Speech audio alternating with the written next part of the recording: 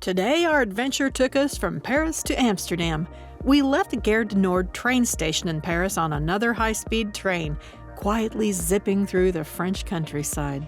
A quick stop in Brussels gave us a very quick peek at that city as well.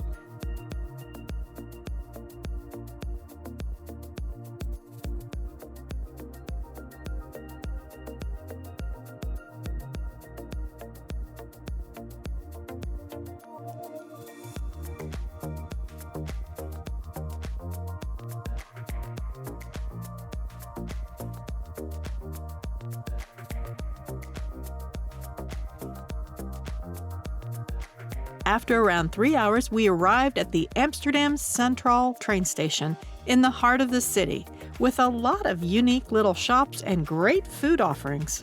Our hotel was right next to the train station. We stored our luggage there and went out, eager to explore the city. Amsterdam is totally gorgeous, and you get a very easy, relaxed vibe almost immediately.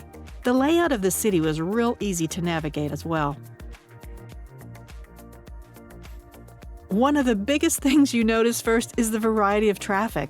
The main streets have designated lanes for automobiles, bikes, and the metro trams.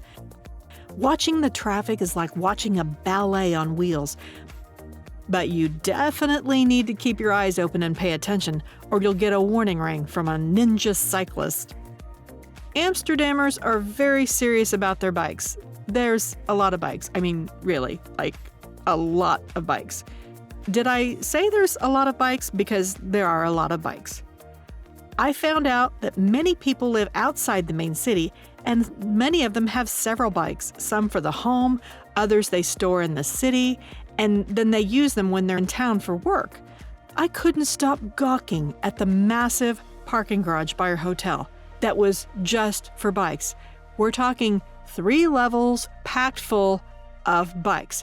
Did I say that Amsterdam people really love their bikes? Okay, I'm glad I said that. We got to the museum district and discovered that we needed to have a reservation to get into the Van Gogh Museum.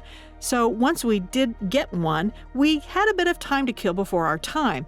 So we strolled up to the Rijksmuseum, took a few photos, went souvenir shopping, and relaxed next to the beautiful museum plain park, enjoying the view. It was just so relaxing.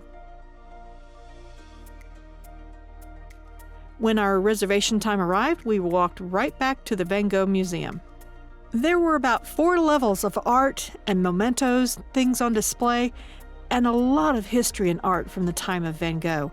Tons of journals, letters, and a lot of history explaining the time period, the influences on his art, and many recognizable pieces to look at.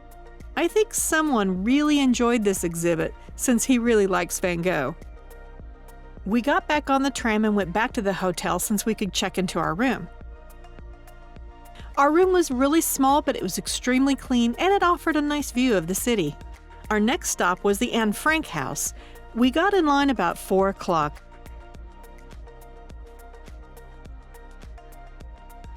The entire exhibit was beautifully done, setting the scene and the feel of what was going on at the time.